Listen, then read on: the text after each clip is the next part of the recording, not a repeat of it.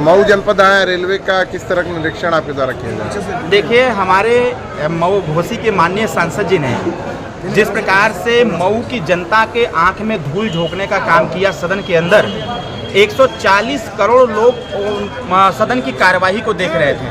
जिस प्रकार से उन्होंने मऊ स्टेशन के डेवलपमेंट को लेकर के उन्होंने नेगेटिव चीज़ें रखने का काम किया, कहीं ना कहीं सुहेल देव भारतीय समाज पार्टी उनको यह दिखाना चाहती है। देखिए, उनको हो गया है दिनौनी, एक रतौनी होता है ना, उनको हो गया है दिनौनी, तो उसका ऑपरेशन होना चाहिए, पहली चीज़। दूसरी चीज़ यह है कि वो एक दिन हमारे साथ आवे, यहाँ पर हमारे साथ आकर के यहाँ की इस चकाचौंध व्यवस्था को देखें।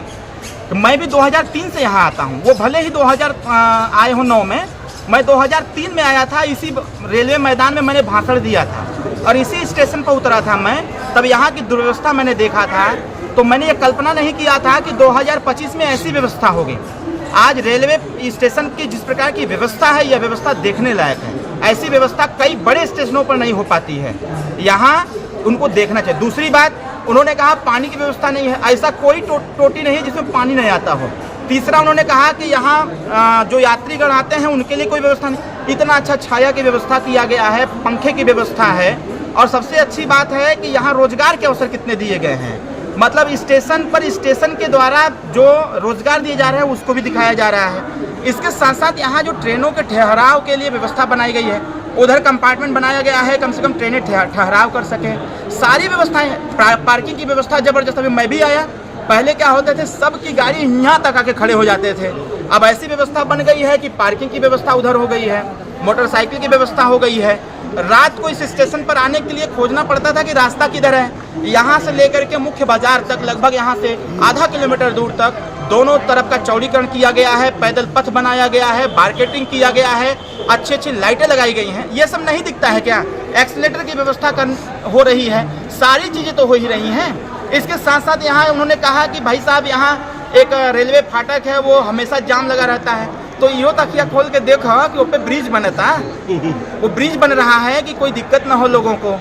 एक रास्ते के संबंध में उन्होंने कहा, भैया मेरे उस शहीदी वाला रास्ता बनवैले के बाद यो तो देखा, अगर कहले हुआ, हम तो फोटो देखते हैं, वीडियो देखते हैं कि वो व्यक्ति तो आपके बगलिया में बैठ करके आपसे बातचीत करता है। तो सदन में पूछने से पहले उन्हीं से पूछ लिए होते हैं कि भाई 5 साल का कॉन्ट्रैक्ट आपको मिला है, तो रास्ता काहे नहीं बनवा रहे हैं? वो रास्ता बनवा देते हैं तो जनता अपना परेशान नहीं होती। लेकिन मैं यह जरूर कहूँगा, आज इस स्टेशन की व्यवस्था देखने लायक है। सदन से जब कार्रवाई खत्म हो जाए तो इस बार ट्रेन से आवें और आकर के एक बार फिर से इसका निरीक्षण कर लें और देख लें कि यहाँ की कैसी व्यवस्था है। और इसके साथ साथ उन्होंने एक बात और बोला था, उन्होंने कहा मऊ का विकास नहीं हो रहा है। अरे भाई, सरकार सौतेला व्यवहार नहीं करती। हमारा संकल्प है उत्तर प्रदेश को उत्तम प्रदेश बनाने का। उत्तर प्रदेश तभी बनेगा जब मऊ का कल्याण होगा। आज 4 लेन का रास्ता पूर्वांचल एक्सप्रेसवे दिख रहा है, पूर्वांचल एक्सप्रेसवे से मऊ का बाईपास 4 लेन दिया गया है। जो सड़क अंदर सकरे थे उसको चौड़ा किया गया है, सड़कों पर लाइट की व्यवस्था दी गई।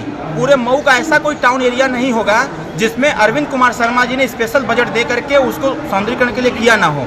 ग्रामीण क्षेत्र में चला जाए, जीरो पॉवर्टी स्कीम, गांव के रास्ते को जोड़ने का काम माननीय ओम प्रकाश राजभर जी पंचायत राज विभाग से कर रहे हैं, माननीय केशव प्रसाद मौर्य जी कर रहे हैं अपने ग्रामीण विकास के माध्यम से। ये जो लोग हैं विपक्ष के लोग, उनको जब वो कुंभ पर प्रश्न चिन्ह खड़ा कर दिए, जो कुंभ इतना भव्य आयोजन हुआ, पूरी दुनिया में उसका जय जयकार हो रहा है, कुंभ जैसे महा आयोजन पर प्रश्न चिन्ह खड़ा हो गया। माननीय अखिलेश यादव जी के ही पार्टी के सांसद हैं, अखिलेश यादव जी ने कहा कि कुंभ में वही लोग जा रहे हैं जो पापी हैं। तो भाई ये बताओ, आप किस लिए गए थे? आप मीडिया पर बयान दिए कि हमने 11 डुबकी लगाया था। कौन सा पाप किए थे कि डुबकी लगाने चले गए थे? एक तरफ अखिलेश यादव जी उसी कुंभ पर प्रश्न खड़ा करते हैं, दूसरी तरफ जाके डुबकी लगाते हैं। तो इनके कथनी और करनी में जमीन आसमान का अंतर है। जनता के आंख में धूले नहीं झोंक सकते, जनता को गुमराह नहीं कर सकते। जब जब ये जनता को गुमराह करने का प्रयास करेंगे और जब जब मऊ के विकास पर प्रश्न खड़ा करेंगे, तब तक डॉक्टर अरविंद राजभर चट्टान की तरह जनता के साथ खड़ा रहेगा।